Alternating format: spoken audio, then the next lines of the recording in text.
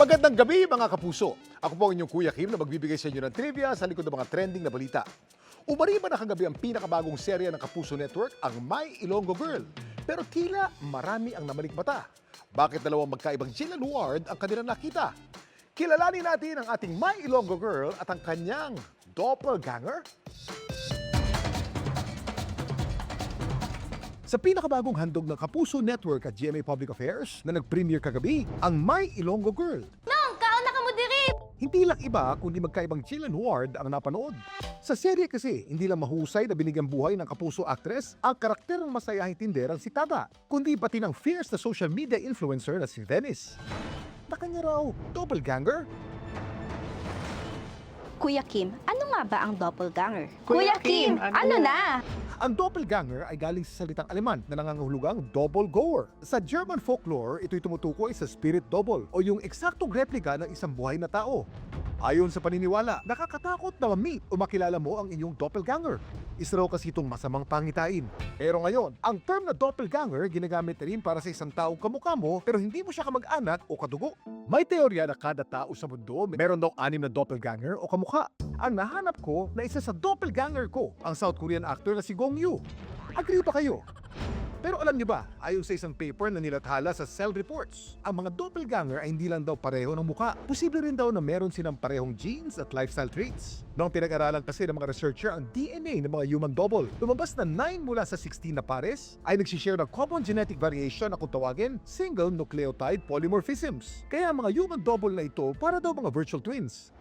Sa sikat na atraksyon namang ito, tiyak ikay mamamaligmata. Dito mo kasi makikita mga kadoppel ng mga sikat na personalidad at artista.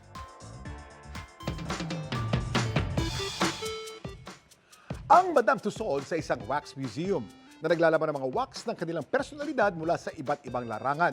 Tinatagto ng French artist na si Marie Tussauds noong 1835 sa London. Pero ngayon, marami na itong branch sa iba't ibang lungsod sa mundo. Kaya sa New York, Hong Kong, Paris at Tokyo.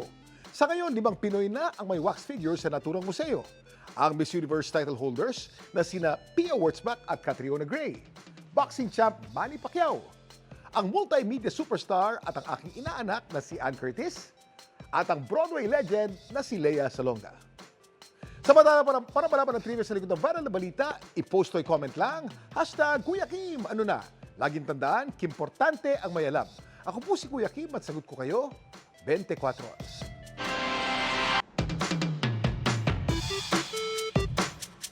Magandang gabi mga kapuso. Ako po inyong Kuya Kim na magbibigay sa inyo ng trivia sa likod ng mga trending na balita. Tiyak abot langit ang tuwa ng ilan sa kumakalat na balitang hihilera daw ang lahat ng planeta sa ating solar system ngayong January.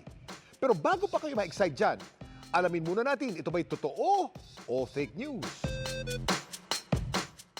On January 25th, 2025, May mga kumakalat ngayong post at videos online na sa buwang ito di umano ang lahat ng mga planeta sa ating solar system mag-a-align o hihilera at matatanaw mula sa ating kalangitan. Ang tanong, real o fake ba ito? Ang sagot, may mangyayaring planetary alignment ngayong buwan pero hindi na lahat ng planeta. Ayon sa Belgian meteorologist na si Jean News, napakapambihirang pagkakataon na mag-align ang lahat ng planeta sa ating solar system na anyay mangyayari kada 396 billion years.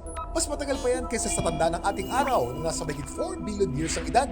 Kaya malabong masaksihan natin mag-align ang lahat ng planeta sa ating tanang buhay. Suntok sa buwan mang masaksihan ito. Pero sa buwang ito, ayon sa Pag-asa, sa planetary alignment ngayong buwan, 6 na planeta ang matatanaw ng sabay-sabay sa ating night sky. Bali yung alignment po talaga, visible naman siya.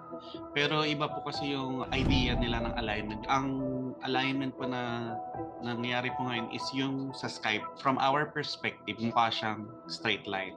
Kasi doon naman talaga yung placement ng mga planets viewed from Earth. Pero sa outer space, hindi talaga sila nakalinya. Pero kung gusto mong mas makita in detail, gumamit pa tayo ng binoculars or a small telescope. Kung wala kayong available, pwede po kayong pumunta ng Pag-asa Astronomical Observatory. Ito ang tinatawag na planetary parade. Ano-ano mga planeta nga ba ito? Kuya Kim, ano na?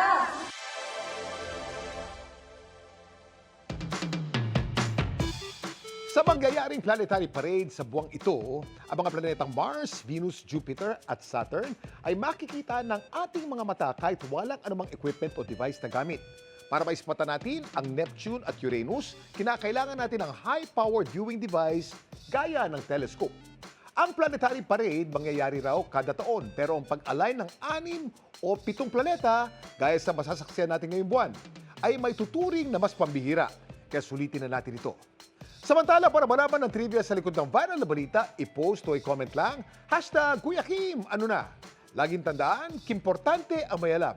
Ako po si Kuya Kim at sagot ko kayo, 24.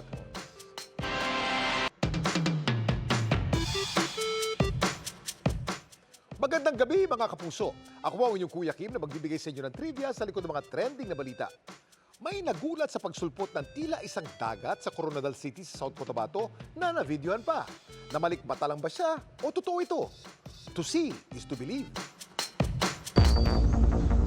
Sigurado si Sherilyn na walang malapit na dagat sa kanilang bayan sa Coronadal, South Cotabato. Kaya laking gulat niya nang habang binabaybay niya ang kalsadang ito. Itong kanyang na-videohan.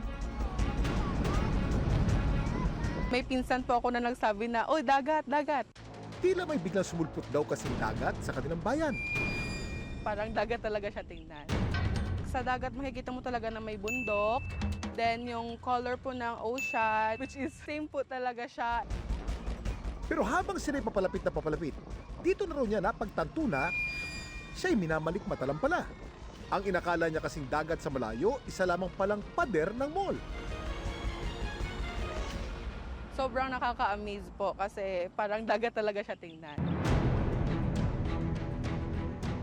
Nakikita ko din po sa comment section, kapag dumadaan daw po sila, nakikita po nila na parang dagat daw po talaga. Isa lamang pala itong optical illusion. Ang galing po talagang dumaya. Nakikita niyo po yung isang bagay na akala niyo ganun po, pero in reality hindi po. Kuya Kim, paano gumagana ang optical illusion? Kuya Kim, ano na? Ang optical illusion ay isang phenomena kung saan ang ating utak nag-interpret ng mga visual stimuli sa isang paraan na hindi tumutugma sa kanilang aktwal na pisikal na katangian. Ito'y nangyayari dahil sa paraan ng pagproseso ng ating utak ng mga imahe. Ang mga optical illusion maaaring gumamit ng kulay, liwanag at pattern para gumawa ng mga imahe na maaaring i-mislead ang ating mga utak. And this is because yung retina or yung pelikula sa likod ng ating mata is capable of perceiving two-dimensional and three-dimensional object. Actually, doon sa video, mukha talaga siyang dagat sa malayo dahil sa shape or hugis nito. Pati doon sa lawak at yung kulay niya and relationship niya sa ibang mga nakikita doon sa video like yung kalye or mga puno. And it's correct din na ito na yung nakasanayan ng memory natin kaya nalilito yung mata and utak minsan kapag nakakakita ng similar na itsura. Maraming iba't ibang optical illusion na pwedeng lituin ang ating mga utak. Pero ito raw ang isa sa pinakamatandang optical illusion sa mundo.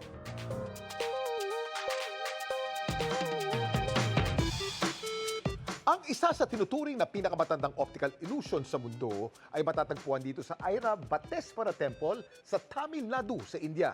Isa itong carving ng elepante at toro na tinatayang nasa 900 years na ang tanda. Dito makikita na tila iisa lang ang ulo ng elepante at ng toro. Ang nakamamangha rito ay ang husay sa pagkakaukit nito sa bato na mahirap tukuyin kung ang naturang ulo ng hayop, ulo nga ba ng elepante na nakakabit sa katawan ng elepante o ulo ng toro na nakakabit sa katawan ng toro. Samantala, para malaman ang trivia sa likod ng viral na balita, i-post o i-comment lang, #Kuya Kim, ano na? Laging tandaan, kimportante ang may alam. Ako po si Kuya Kim at sagot ko kayo, 24 oras.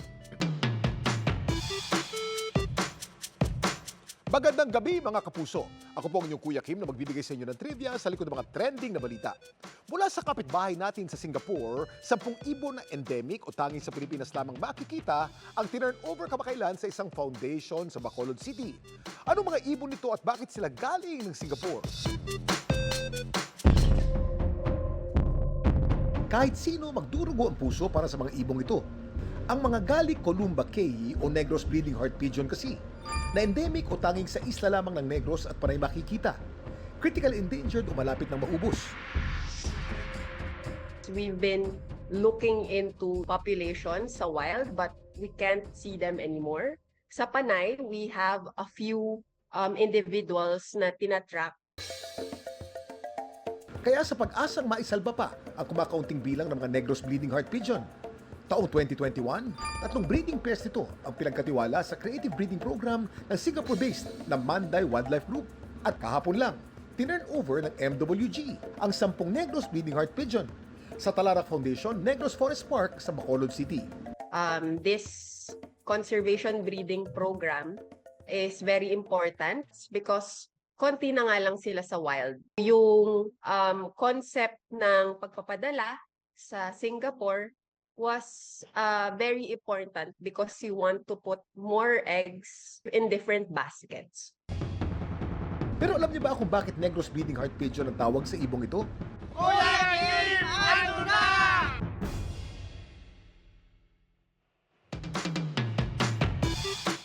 Kaya tinawag ng Negros Bleeding Heart Pigeon ang ibong ito ay dahil sa kapansin-pansing pahabang pulang feather nito sa kanyang puting dibdib na parabang nagdurugong puso.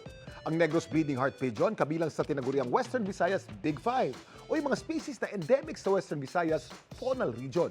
Kaya mahigpit na paalala, iligal ang pag-hunt at paghuli sa ibong ito. Samantala, para malaman ang trivia sa likod ng viral na balita, i-post o i-comment lang #Kuya Kim, ano na? Laging tandaan, kimportante ang may alam. Ako po si Kuya Kim at sagot ko kayo 24 oras.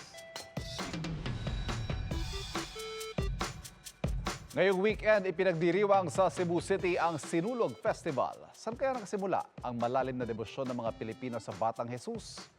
Kuya Kim, ano na? Ang debosyon kay Santo Niño nakadikit na sa pananampalataya ng mga kapatid nating Cebuano.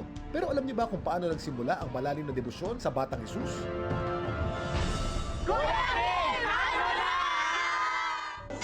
Ang Senyor Santo Niño de Cebu ang pinakamatandang Christian artifact sa Pilipinas. Regalo ni Ferdinand Magellan kay Raha Humabon, ang kinikilalang leader noon ng isla ng Cebu nang dumating doon ang mananakop noong taong 1521 at sa asawa nitong si Hara Humanay.